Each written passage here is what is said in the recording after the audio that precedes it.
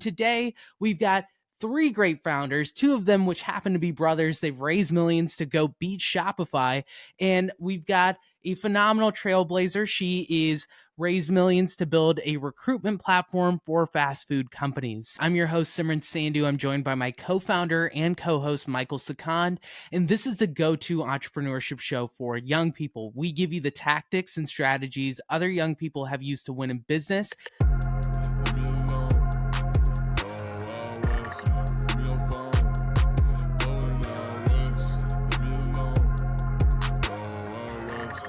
Yeah, so the entrepreneur I have for us today is Vivian Wang. She is in her late 20s and she's the founder of a company called LANDED, which is a recruitment tool helping hourly workers find work at fast food joints and restaurants. And it has over 700,000 users who've used the platform and over 500 employers like Taco Bell and Chick-Fil-A who are clients. So it's really interesting, her backstory. I mean, it goes to show, right, like what can be immigrant hustle. Vivian Wang's parents immigrated from China and they initially worked as dishwashers at a restaurant. And somehow, I don't know how, if there's anything close to a superhero, it's immigrant parents. They both became software engineers and then both their kids got into Princeton, including Vivian. So I guess at college, Vivian got her inspiration for the startup idea, which is like her parents proved that like there is upward mobility even with like a blue collar job. So after graduating from college, she worked in various roles from like doing financial market strategy at BlackRock. She did more market work at like a real estate company called Matterport. And then she even did a work doing special projects at Gap. So she's a complete badass. And it was actually at Gap where she started noticing like the issues with hourly work. So turnover in like retail and the food industry is extremely high. At the time she was observing it, it was 130%, right? Could you imagine, any other kind of business dealing with such high turnover for their employees? It's a huge challenge. Now, what's also interesting is you can compare that with like how fast these other platforms like Instacart and Uber were growing, where it's like, it's not hourly. It's more of like you work as much as you'd like to. So a lot of competition. It's hard to hire people in these roles. So that's why she founded LANDED. So it's like a mobile app that connects retail workers with, hourly food and restaurant gigs. You think about, there's no, like, where do you go find a job at McDonald's? It's not LinkedIn. There's no website for it, right? Like sometimes they'll have like their own, kind of careers website or whatever, but not a great mechanism for connecting them. So yeah, she's launched this tool. You kind of upload your resume into it. AI will screen out certain applicants, and then the hiring manager at the fast food chain is able to sift through far fewer resumes.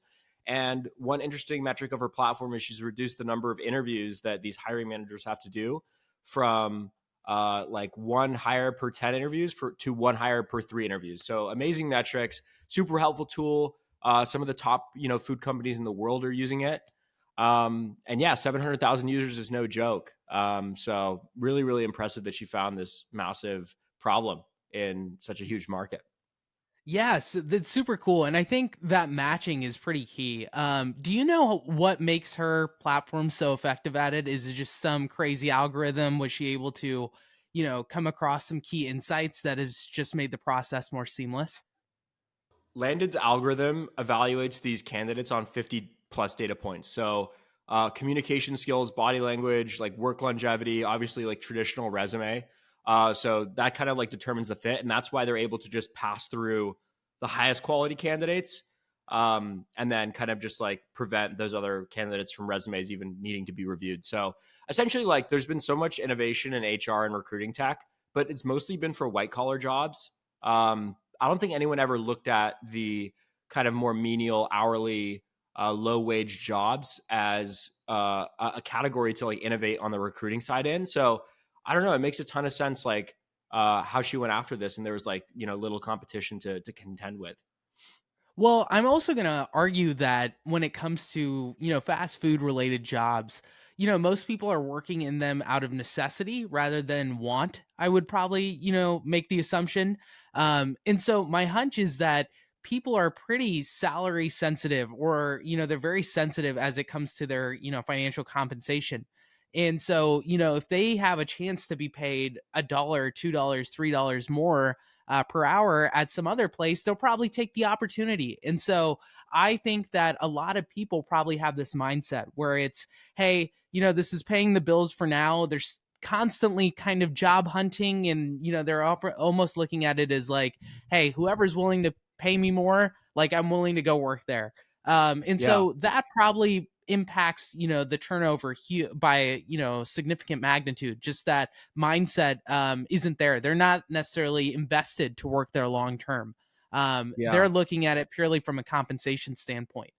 Absolutely. And it's interesting too from the recruits perspective that they can compare the benefits and the different policies of these companies side by side, right? So like they really get a broad overview into, what kind of packages these companies are offering. And like the truth is like the talent in this particular category has a lot of power, right? Because there's a labor shortage, and there has been for a while for these lower wage roles. Nobody wants to do them. Chipotle is such a incredible, like a valuable business. They've grown so much, but they're still, their biggest issue is just talent, and bringing people in to work there. So it's great that they have this tool, and you're right, like the difference between a few dollars could mean a lot. um, and I think it also makes these fast food companies and forces them to become more competitive, right? To be able to hire and retain this talent. Something really interesting I learned when studying this story was one of the big problems in the space is the best talent actually ghosts these companies because they take too long to get back to them, right? So the best talent like is going to find a job in the space, right? Very quickly. There's a lot Yeah. of restaurants and stuff hiring, Yep. right? Yep. But these hiring managers are sifting through way too many resumes to find that right fit. So I don't know, combining like the video component and like how they might interact with customers and all these different data points, I think is, probably a much better process for hiring managers at these restaurants to be able to suss out who's good and who's not. Yeah, it's kind of like the whole thing around applying tech to blue collar spaces and creating opportunities there. This feels like another example of that. I'm just curious as to, if you're in a small town or a small city, right? And all of the fast food restaurants are pretty close to each other from a geographical standpoint. What advantage does this give the individual restaurant, because they're still pulling from the same pool of talent? Is it they've expanded the scope? Is it alerting these people that, hey, these companies or these fast food joints are actively recruiting for these specific roles? Like, I'm trying to figure out what is that disconnect there, because if there's 50 people looking for work in the area and it was only these three places that they consider beforehand, well, how is it actually made it more effective using this platform? Well, she's looking at the biggest problem that companies face, and she's built around that issue. So she charges companies, not employees, right? So like they're the ones on the hook for this, and there's a few reasons why. The first reason why is that access to a broad pool of talent. 700,000 users is no joke. There's a ton of people constantly searching for these jobs, and it really gives them one strong channel to market out these opportunities to and provide their competitive job opportunities, in front of a big number of eyeballs of qualified people. The next is the tech that they bring to the equation, right? Filtering out bad candidates and only passing up, the cream of the crop to the top of the cup. Reducing the time spent from the hiring manager's perspective, and getting good quality candidates faster, which is usually like the main priority, right? When someone just kind of walks out of the job, right? You need to staff a new, grill at the cook or at the checkout, right? Like it's a necessity. So being able to fulfill these roles quickly and find good talent is, I think, worth an insane amount of money to these large fast food and restaurant businesses. So I have no reason to see why. I fully understand why Taco Bell and these huge businesses have signed on. Yeah, I mean, to me, it feels like they're almost replacing like staffing agencies of sorts. Yeah, And my yeah, for hunch is, sure. Yeah, yeah, that they're kind of in this business, and they're, I'm assuming, paid out by their placement into these companies and them being willing to stay on for a certain amount of period. I think the staffing agencies typically take a percentage of their monthly yeah. compensation, based on like how much money they're making. But I've always thought it's always been such a big problem for any of these blue collar companies, fast food joints as well, where hey, they have to take 2 weeks, 3 weeks training an employee, and then they've started to invest resources into them, and then they up and quit. Right, they either don't finish the training, or first week on the job for whatever reason, people Yeah. the person just stops showing up. And it's like, man, they must, one employee probably doesn't matter, but if you're a chain like McDonald's or Burger King or whatever that has a national presence, that probably adds up pretty quick. And this is probably something that costs them tens of millions, maybe hundreds of millions of dollars a year, this investing in employees and not necessarily getting the ROI there.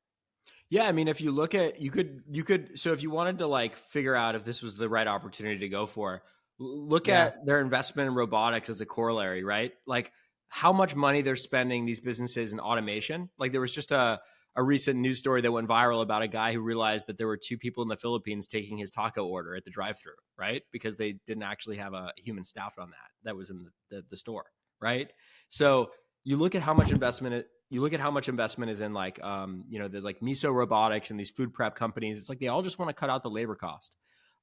So if you look at that desire through the capital outlay for that kind of tech, like you can see that that's a reflection of them trying to escape this very human centric people problem of like recruitment. You also can look to like big companies, right? Why do you think they give out like gold watches once you get to like 10 years, or like, they give like great perks and benefits? Retention is everything. Like the switching costs are so high to retrain labor. So even an extra year, 2 years, 3 years out of someone, increasing the longevity in their position is extremely valuable. And retention, I think, in this very connected digital, very opportunistic world where there's so many opportunities for each individual person to find and discover, it's very hard to compete and retain talent, in anything. Yeah, and I imagine morale is pretty low too within these employees, right? Because they don't necessarily want to do the work. And so think Yeah. about the times when you walk into a Taco Bell or a Yeah. McDonald's, and it feels like they would much rather be doing anything else, like literally anything else. Yeah. And, maybe the future of this looks like, it's all robots back there, but then there's a human manager making sure that everything is happening as it should, right? Because as the manager, they're not necessarily having to do as much. Maybe this sounds awful, but like grunt work per se. They're just like, hey, making sure everything is being met from a quality standpoint, making sure there's no bottlenecks, making sure that, hey, if there's any issues, they can be dealt with. And all of the other stuff can be pretty much automated away by the robots that they have staffed within the restaurant itself. Yeah. I mean, they're going to be kicking those robots' asses in there, making them speed the hell up, I guess. I'd be yelling It's at those awful. things, man. Um, But you're right. I think there's much better use of human capital than, serving burgers and fries. Obviously, there's massive demand for those products and just food, like quick and convenient. These are multi-billion-dollar companies that serve these products, but maybe the opportunities for this platform landed are limited by like the future of AI, right? Like once robots replace these jobs, where does was landing exist? But it's obviously going to be a very gradual change. So Well, I it don't know if also it's makes like me I don't know wonder if it's an too. actual risk Yeah. factor, like maybe a very long term one. Well, it also makes me wonder too. Typically, what happens with tech or software is like, the labor that is displaced just gets a new opportunity, or there's some new Yeah. role created for them to be able to transition into. And maybe there's a scenario where, instead of these folks who are working inside the restaurants actually creating the food, they are instead placed as like the monitors, right? So, like, Mhm. to that example about how the person was the cashier, but it was actually, someone over in the Philippines. Well, maybe, that's another role that they could play. They're each individually monitoring the robot, or like they're sitting at home, but like there's the screen on their laptop that they can facilitate or kind of control. That would be pretty interesting, I think. Yeah, man. I mean, that's probably like one head per store in that case, maybe two. Yeah. So I don't know where the other, 6 or 7 jobs go. I think that's like the interesting question at play. Well, what if they're controlling the robots, right? Like it's one of those things where instead of just letting the robot have full autonomy, right, and trying to program it, it's like, hey, no, there's a little bit more human interaction there. Or it's like maybe there's a scenario where the robot's talking to the customer, but the voice is actually the person sitting at home talking through the robot. Um, Okay, yeah. So instead of like making the like, you could just be like making your lunch, and like it's the robot's kind of doing the same thing in the store, and that way you're like, you're just kind of like you're doing what you want to do. You know what I mean? Like you're not really messing around with some like angry customer who wants their Big Mac. Um, I'm in. Dude, it sounds like I've been watching too many sci-fi movies over here. Dude, everyone says that AI will create a bunch of jobs as it grows, and it will, but I just think that's like transitory. I think like that this time period where we hold AI's hand to like achieve certain tasks and learn the world like is going to be transitory, and then eventually like you just won't need humans at all. Like you need like way fewer. So but that's just like way down the line. I think like right now, right, like Landed's product makes a ton of sense. I'm always so interested. Every retail store you walk into, man, there's somebody there. How'd they find that job? I would assume it used to be referrals, right? Or just someone just like inquiring, right? Like, oh, there's like a local store here.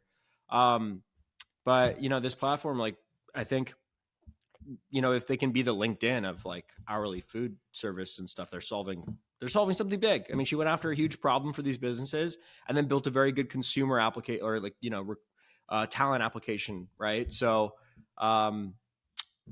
she's bridged the divide between two parties that need one another. It is an interesting thing though, like going back to the staffing agency where, we're seeing these modern versions of staffing agencies all over Twitter. And it's one of those things that for some reason, everybody that I know who has a staffing agency is making a lot of money.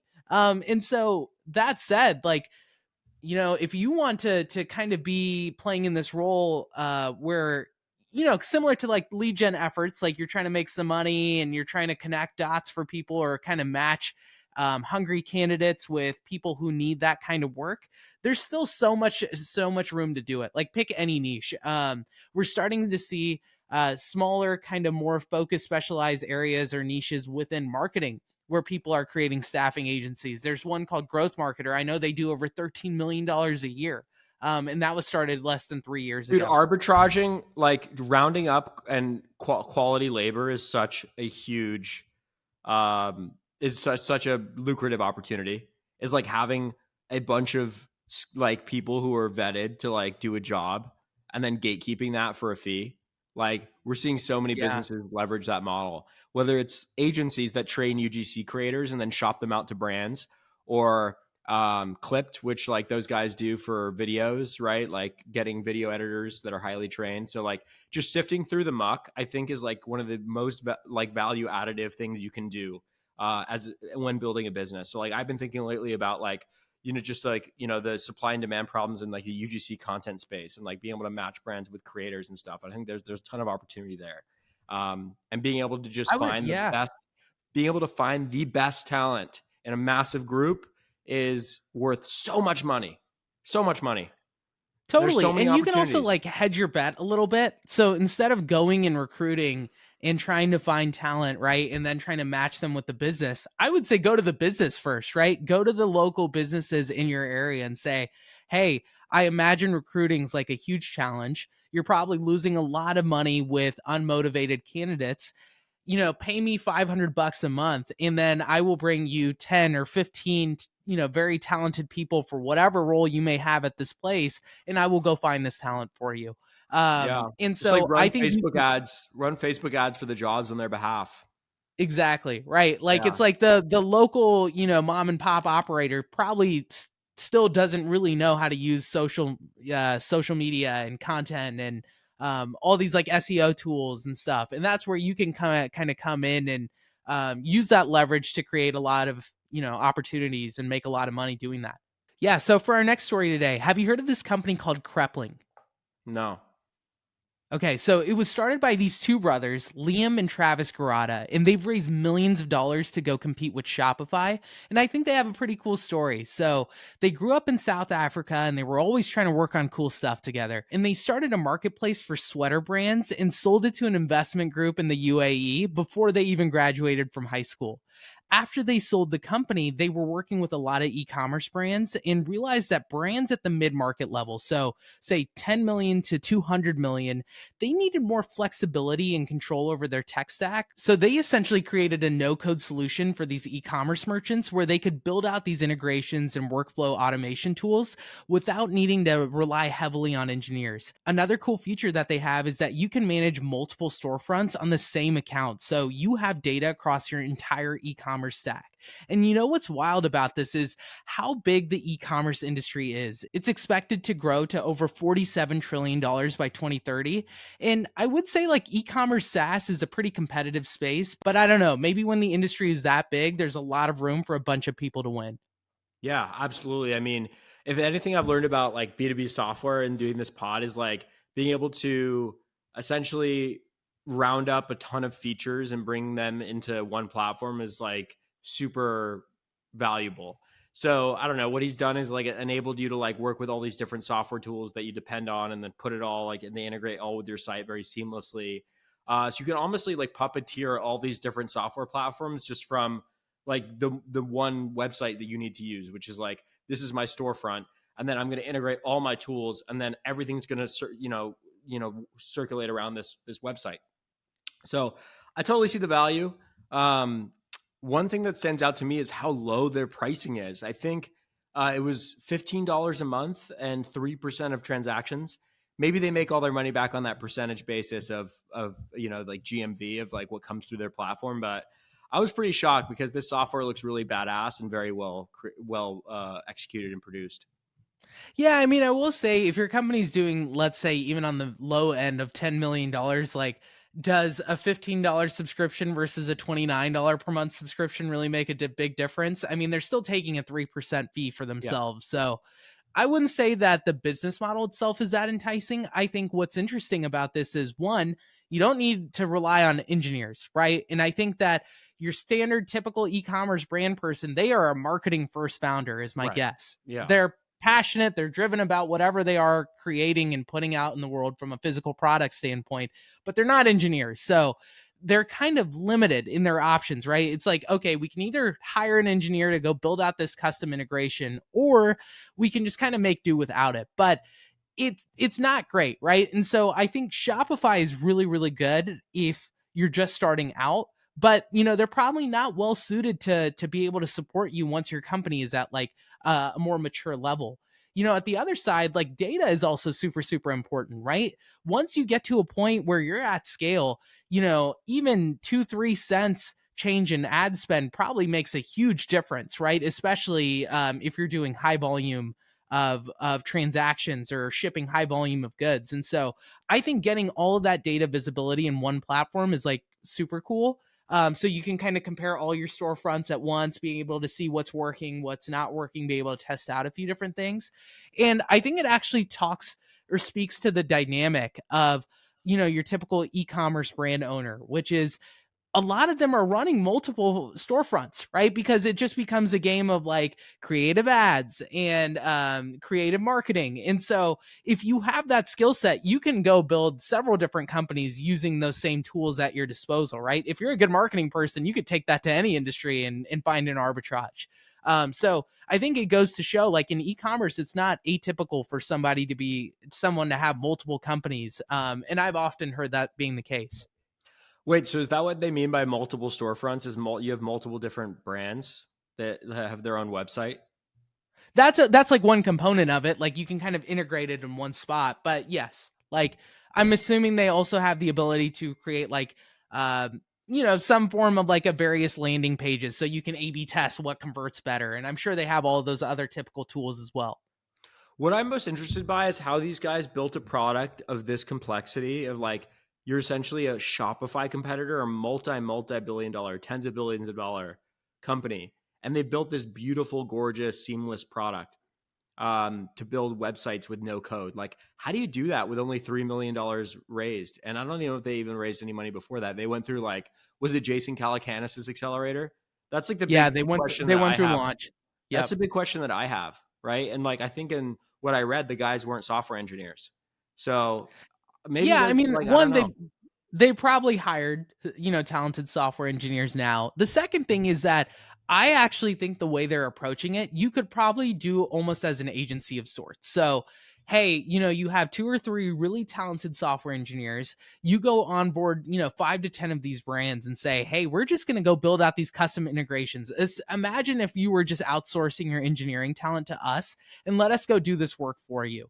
And so the value to me is like, okay, they can build out these integrations. They can teach these people how to use these no code options. I mean, how many MVPs have been built just leveraging Zapier and other no code tools that exist? So I know that people are willing to adopt them, and I think comparatively speaking, if they're using some kind of scrappy solution currently to solve that need, even a no code tool will work much better for them. Even if it doesn't necessarily fully support them, it will be better than what currently exists. So I think you take that and put it in parallel with just better data visibility and much more insights around like your attribution or like how customers are engaging with your site. That's probably a pretty compelling offer. Yeah, absolutely. It's cool that they integrate with all these different companies. I mean, their API call bills must be insane. Like to have all those different platforms, and then you can operate them inside Krepling. It's like I'm going to set up a Wow. campaign with Mailchimp. I'm going to do this integration. I'm going to have this user journey, this funnel. They can do all of that in the platform, is what I was looking at, and I kind of surmised. So I don't know. It's pretty complex and like all inclusive software. Again, I think 3 million is a little low to build a product like this. And it already looks really good, but I would think they would need much more. Um, Well, 3 million is probably the starting point. I mean, they're very much on the venture track. And I think if yeah, they can prove this out, I mean, the good thing about playing in mid market is that you're going to have very recognizable logos using the yeah, company. yeah, And when you think about fundraising in general, is it the merits of your company or is it telling the best story? And, it's probably the answer is both. But I think if you can get 3 or 4 recognizable brands to be using you exclusively speaking, you could probably go raise a lot of money just off of that. Like, hey, we were able to get, I don't know, Warby Parker. They're doing billions, but like, take someone that just is a D2C sweetheart that a lot of people love. I think that is probably enough to get them a fat Series A or Series B or whatever that looks like. yeah, definitely.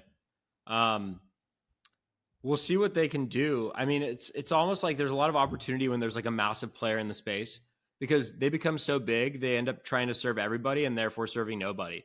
Like I would look at Shopify and be like, okay, like for one, yeah, it's definitely ubiquitous, but it kind of feels like the brand where like it's like a girl in college selling her plants or like some guy selling like t-shirts of tigers, right? Like I don't know, that doesn't feel like premium like 5 to 200 million a year business type software. So there's always an opportunity to figure out kind of like what is missing in the messaging and feature set of like the big massive player and then build specifically for a certain category of business. And I think these guys have nailed going after like a very clear ICP of businesses with a clear revenue range who all suffer from the same problem once they get into that revenue range, right? So they're sticking to this lane and they're building around this use case. What's interesting though is that they're in a similar spot to Shopify as in they're creating an infrastructure. And I think when you're building the infrastructure, that brings the opportunity to build an ecosystem.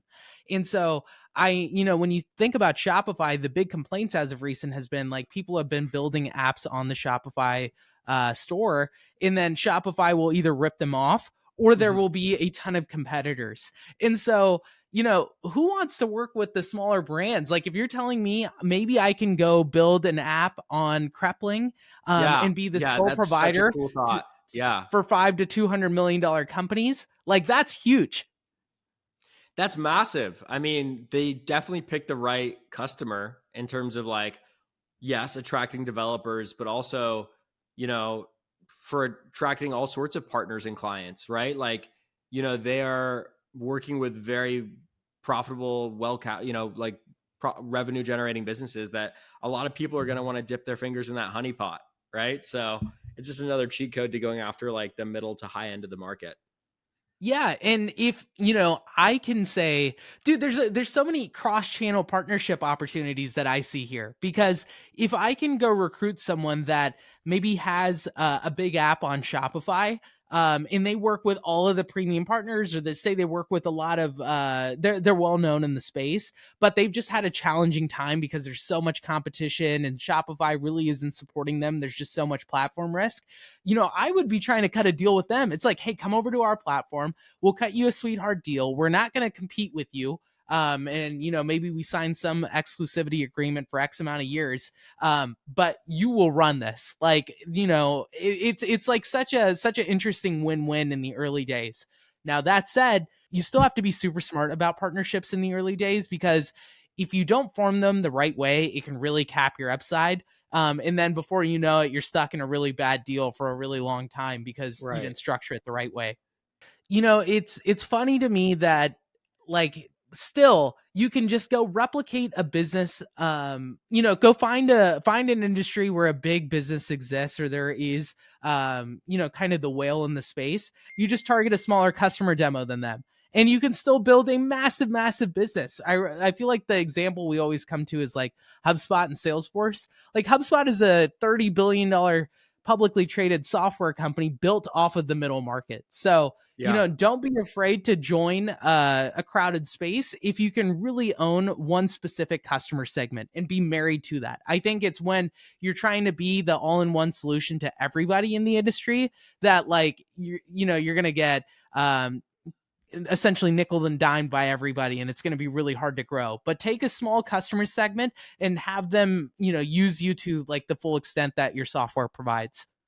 I think it's a great common thread between Landed and Krepling. So, a good note to end. Thank you, everybody, for listening to our future podcast.